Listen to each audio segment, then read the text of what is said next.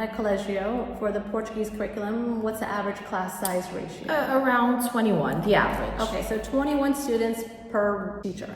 Now, as far as the Cambridge curriculum, how many students would you say per? Usually these classes have around 8 to 10 students. Oh wow, so significantly Yes, smaller. it is. Oh, so there is that benefit of having. Yes, and of course, it also depends on the subjects. We can have subjects with more students enrolled and subjects with less students enrolled because of the choice, right? Right, that makes sense. Now, I know a lot of parents, when they first move here to Portugal, they want to have their child integrate as much as possible. I think that's the whole purpose of moving here is learning different culture, meeting different people from all around the world. How are you going to make sure that the Cambridge curriculum doesn't cause them to be in a little bubble within a bubble? That's right. And how will you try to solve that potential problem? That's why we want to offer Portuguese as second language and traditions. Oh, that's especially because of that. Our physical education classes will be blended, so we will have national students with the international program students. Okay. Yeah.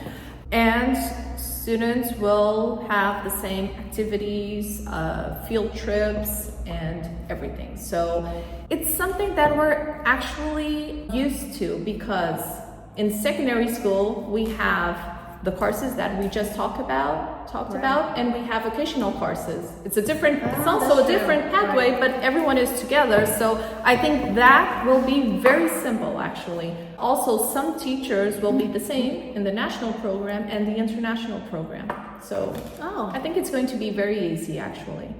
So I guess since we kind of touched base on the teacher aspect, for the Cambridge curriculum, what kind of qualifications are you looking for? Are you looking for people that only specialize in Cambridge curriculum? Are you looking for native English speakers, non-native, who have reached a certain level in English? What are you looking for as far as qualifications? Okay, so of course, it's mandatory to be fluent in English. Right, okay. We are looking for native speakers, but also non-native speakers, especially in the world today. It's teachers that have experience in an international program. We're following the experience of many schools, not only in Portugal, but schools we have visited in other countries also. That is to have professional development for those teachers that are already with us and are highly motivated to work with the Cambridge program, and then have teachers that have experience and that can help during the process, and then also native speakers, especially in the language program, the language subjects. So we will have all type of teachers, and especially motivated teachers. That's what we want in every program. Right. Regardless of what curriculum you choose, that's what you want. So I guess in a situation like in my type of situation, I've been here for 5 years. My children have been in the Portuguese system since preschool. I feel because the youngest one. You can choose anything. Yes. So I guess I'm trying to decide if for a person like myself, would it make more logical sense to continue with the Portuguese route or alter to the Cambridge curriculum? Well, right now, maybe your children don't know what they want yet, right? Yeah, they're still young. I know. But we will have our counselor also working with students in grade 8.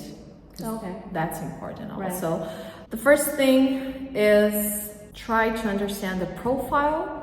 If, of course, English is perfect, so there's no situation there, but if the student is autonomous, you will have lots of critical thinking in the Cambridge program. You will have lots of exams, more exams than in the national program. Oh, wow. Yes. Okay. So that's also something you have to consider regarding your children, the profile of each child, but especially what you want next.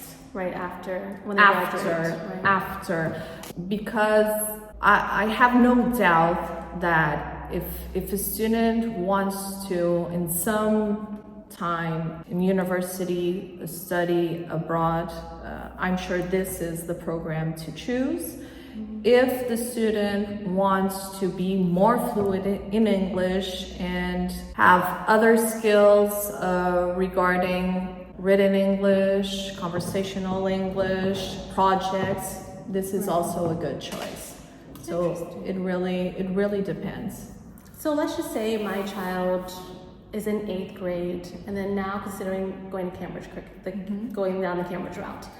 He's in 9th grade at that point and then realize halfway through the first semester or past the first semester that it's just not for him.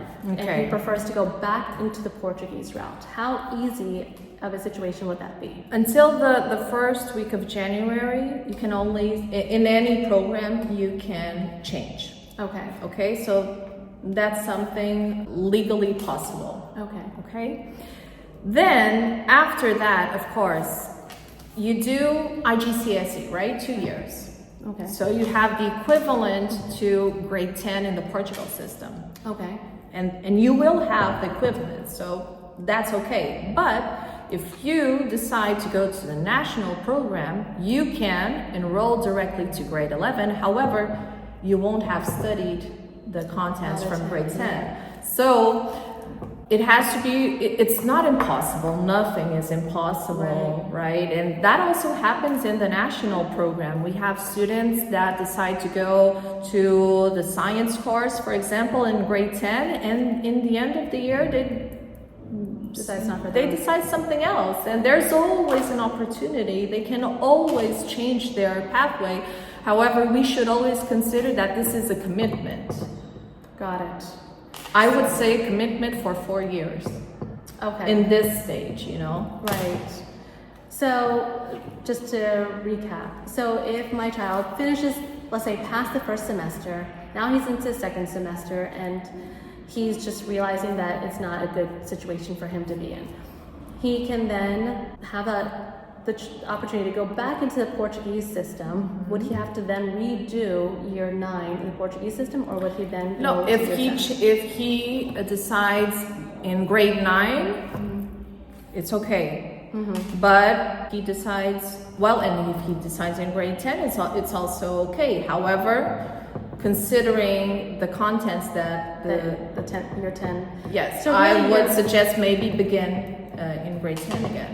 Right, so year 9 is really the cutoff point because Yes. the problem, I don't say the problem, but the only concern is the national exam, I think as you kind of explained to me before, the national exam, especially for in the 11th year, it falls back into what you learned the 10th year and the 11th year. That's right. So if you missed a whole year of the 10th year curriculum, when it comes to the national exam, it's going to be very hard for you to learn a whole year's worth without having to repeat the grade. Those subjects that the student didn't have in Cambridge, because considering again mathematics, But it's more advanced, yes. So you know, it's more advanced, and I have already mapped the contents with the math teacher, and if a student were to change, he would be okay. okay, But there are subjects that maybe they choose in IGCSE that they don't have in the national course, right? right. So it's definitely something to take into consideration at year 9 if you have been following the Portuguese curriculum and decide which path is best for you. All right, so I know we kind of dived a little bit into university acceptance and all that stuff, but let's go into a little more detail. So the A-levels. So you have year 1 of the A-levels, or year Yes. what's it considered? It's equivalent to grade Year 11 and 12, But 2 is it years called- program. Is it called A1 or A2, or is there a name for the? Well, the if you level? take only one A level, it's AS level. Okay. If you take both, A level. But let's talk about only A levels. Okay, Easier. so when 2 year program. So when are the exams usually? Is it the second year? Yes, the end of the program. Okay, so the end of the program, and then they're going to test you on what you learned throughout both years? Both years, Okay. yes. How easy or how hard is it to then apply to university? Okay, so university in Portugal, we will have the grade conversion and the equivalence process. Okay. Okay, and then for universities abroad, Of course, each university has its process. We will have our counselor helping students, and we have also partnerships with some institutes that's what they do. They help transfer students, they help the whole process to go to universities abroad. So like a college placement almost. Yes, that's it. Okay, but as far as you have an internal counselor here, that Yes. kind of guidance counselor that will help the student choose which university, and I believe you have college tours that your Yes, school yes, provides. yes. Is it only in Portugal, or do you take them outside Portugal to look at other universities? Well, until today, only Portuguese universities, but I think it makes sense to begin to look at universities abroad or participate in fairs, school fairs, and everything. There's a whole new world of opportunities coming ahead. The world's your Even oyster. for students in the national curriculum. Right. Everyone will benefit, I believe. So at the end of A levels, I'm assuming the student will receive a Cambridge Diploma? but they wouldn't receive a Portuguese diploma. Is that correct? No. Okay. But they will have, if they want to go to Portuguese university, they will have an equivalence for admission in Portuguese universities. Okay. But it's not a Portuguese, well, it's the equivalence. Right. Like when you come from another country to grade 7, for example, right? You also have the equivalence. It's the same makes thing. sense. Okay. All right, so let's just ask her some random questions that you may have. So for instance, I kind of touched base with my situation, but let's just say a family's coming in and they have a child who's 14, 15, but also a younger child who's 10, 11.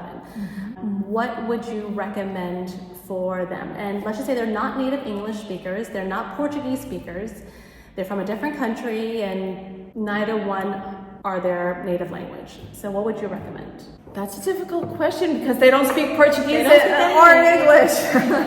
We have a lot of French people here, you know? Oh yeah, I know, but usually students, when they come in from countries and they're not native English speakers, they know a little bit of English. So Okay. I think that should be considered. However, I think I will answer the same as before. Younger students, they easily learn Portuguese or English, so I guess they will be okay in Portuguese. 14, and this has nothing to do with we offering upper secondary. I would answer exactly the same way. After grade 9, families should consider that they will be doing exams in Portuguese, and then we will have to balance. Is it easier to do for that child to do an exam in English or in Portuguese? I mean, it's a valid question. I think it's something that we can work together to decide, because it's not an easy decision if the child doesn't speak Portuguese or English, but we should look at that. Is it easier to write in English or easier to write in Portuguese? So, but you would have extra support here for English speakers or non-English speakers and non-Portuguese speakers. So either way, it's an option to go down either path. We do that already for non-native Portuguese students, and we will do that for English support also, language classes. Yes, sure. So Sandra, what is the future of Colegio, since now you are incorporating the Cambridge curriculum and now this is kind of becoming a more bilingual school? Are you planning on going down the international route, or what are your plans? I think that's where we are going to be different from other schools. We're a Portuguese-rooted school with strong traditions. We have been open for 20 years now. Wow. But we are going to have an international program pathway inside our school. So it's a different option, it's a different pathway, it's a different decision, so that each family can choose what better fits his child. Yeah. So that's nice. I think that our experience in the national program will help build interesting international program, and that things that we are learning about the international program will also benefit the national program. So maybe one of the best things at this school is that we begin in nursery, we end in grade 12, and we have so many different options for each family. It's the best of both worlds, really. Yes. Yeah. Other than the Cambridge curriculum, what new things are happening here at Colegio? Okay, every year we try to improve something, our facilities or the projects. This year we had both. We had that soccer field outside, new, very nice. That was really nice. Also the playground in primary, it's new. Regarding the project, we had this diploma Leonor with the values. And for next year, we are investing in technology. So we're having our library it's going to be completely different with 3D printers, with robots. Oh, wow. And we are going to refresh some classrooms. So, 20 years facility. So we have to updating a little bit here and there. Yes, here and there. That's it. So I think you were telling me that you guys just recently won an award, which yes, it's regarding the vocational courses, the marketing course that they will have great equipment for their studies. Oh, that's amazing. Yeah. I know, I kind of stumbled upon pallets of stuff, in the hallway, and I'm like, wow. Yes, we're waiting for the summer to arrange everything. That's great. So it seems like a lot of improvements and updating is happening here. And yes, we try to improve. Yeah, you're all constantly upgrading the school, so that's always nice to see. But I really appreciate your time. Oh, thank you so much for the opportunity. Yeah, giving me an overview on the Cambridge curriculum, which I am going to look a little more into. I hope this helped you guys. And if you have any questions regarding the Cambridge curriculum, the enrollment, and anything else you might have, I will leave everything in the description box below. So feel free to email them and or call them to set up a tour. I believe it can be done virtually as well. Yes. Okay. We have a video conference also. Okay. So I mean, that's how I met her initially during COVID. Yes, that's so right. That kind of helped. But I'll leave everything in the description box below. So if you have any questions, feel free to reach out, and I will catch you in the next video. Thanks. Okay. Bye. Thank you so much. Bye bye.